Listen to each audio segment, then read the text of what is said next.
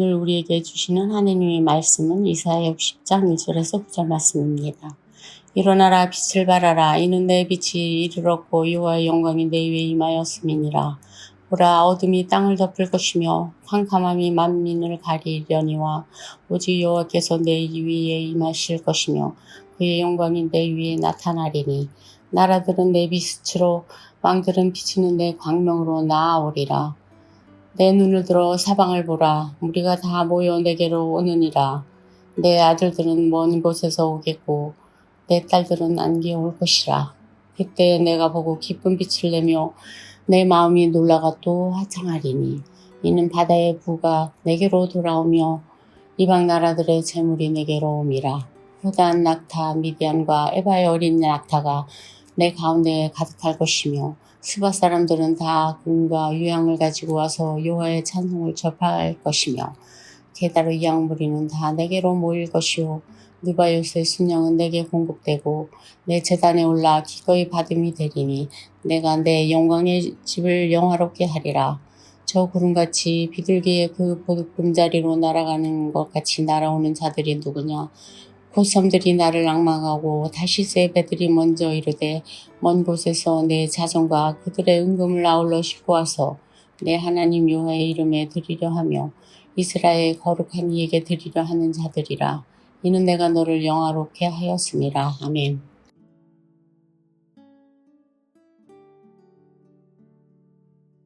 계속해서 이사야서를 함께 묵상하고 있습니다. 이사야서는 하나님이 무너진 하나님의 나라를 다시 일으키신다는 은혜의 약속입니다. 하나님은 이스라엘을 열방 중에서 거룩한 제사장 나라로 택하여 세우셨습니다. 하지만 이스라엘은 자신들의 사명을 다하지 못했지요. 세상이 하나님을 알게 하지 못하고 도리어 세상과 다를 바가 없게 되었습니다. 결국 하나님은 심판의 징벌로 이스라엘의 죄를 도말하시고 그들을 다시 거룩한 제사장 나라로 회복하려 하십니다. 그것이 이사야의 약속이지요.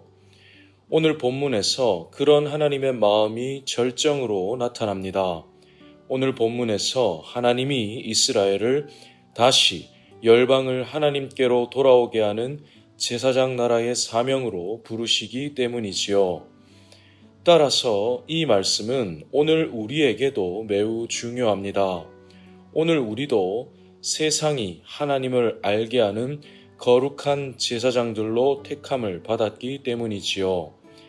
즉 오늘 본문에서 이스라엘에게 주시는 사명이 오늘 우리에게도 주시는 사명인 것입니다. 그렇다면 하나님은 오늘 우리에게 어떤 사명을 주십니까? 본문 1절 상반절에 이렇게 말씀합니다. 일어나라 빛을 발하라. 하나님은 우리에게 빛의 사명을 주십니다. 세상을 향하여 빛을 발하라는 것이지요. 이때 한 가지 중요한 전제가 있습니다. 1절 하반절에 이렇게 말씀합니다. 이는 내 빛이 이르렀고 여호와의 영광이 내 위에 임하였음이니라.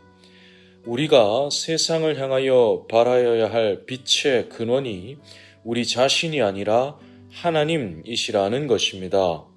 우리는 내 스스로 빛을 발하는 존재가 아니라 내 위에서 나에게 비추어 주시는 하나님의 빛을 세상을 향하여 반사하는 존재인 것이죠.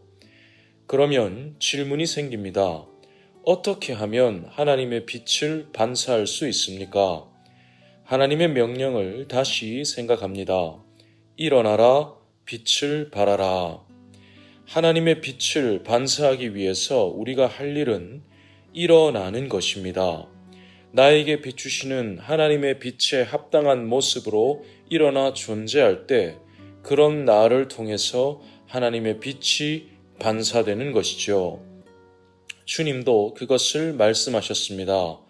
마태복음 5장 14절에서 주님은 우리에게 너희는 세상의 빛이라고 말씀하십니다. 너희는 너희가 심겨진 그 어두운 세상 속에서 너희에게 비추시는 하나님의 빛을 반사하며 드러낼 존재라는 것이죠.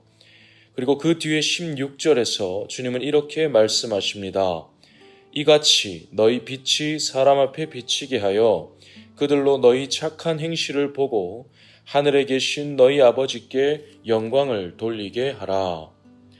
너희에게 비추시는 하나님의 빛에 합당하게 비치신 그분의 말씀을 실천하는 너희의 그 삶을 보고 너희의 주변이 너희로 인해서 그 빛의 근원이신 하나님을 알게 하는 거룩한 제사장들로 존재하라는 것입니다.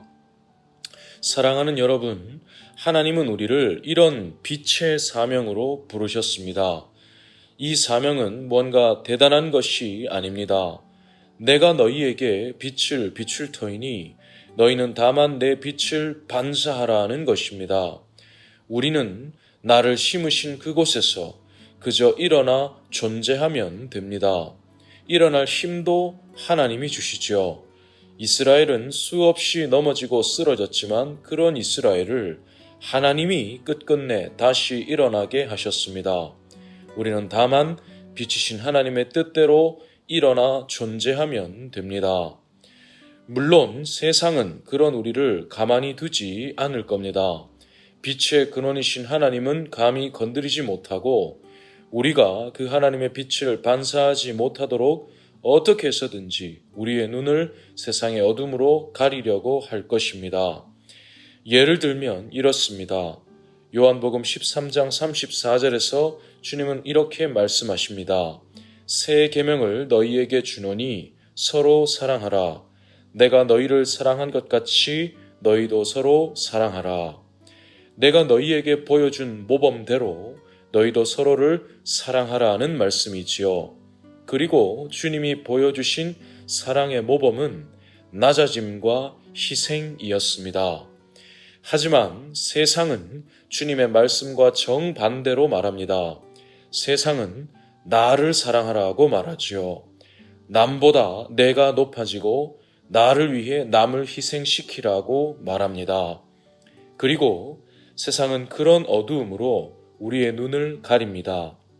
주님이 나를 위해 낮아져 주셨기 때문에 나는 저 사람보다 낮아지려고 하는데 저 사람은 그저 나보다 더 높아지려고 합니다. 또 주님이 나를 위해 희생하여 주셔서 나는 저 사람을 위해 희생하려고 하는데 저 사람은 작은 손해도 보려고 하지 않습니다.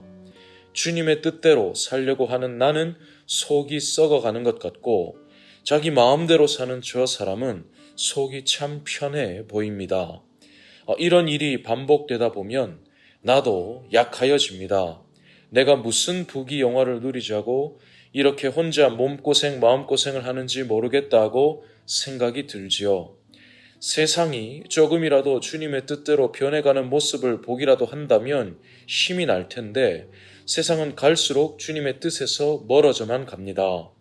주님은 사랑하라 하시는데 세상은 갈수록 사랑이 없어지지요. 이 세상의 어두움이 빛이신 주님을 이기는 것 같습니다. 이런 생각들로 세상은 우리의 눈을 가립니다. 그래서 우리가 하나님의 빛을 반사하지 못하게 만들지요. 그럴 때 저는 한 가지 문장을 떠올립니다. 우리나라가 낳은 세계적인 바둑 기사 중에 이창호 구단이 있습니다. 바둑 역사상 가장 위대한 기사로 항상 손꼽히는 분이지요. 그분이 이런 말을 했습니다.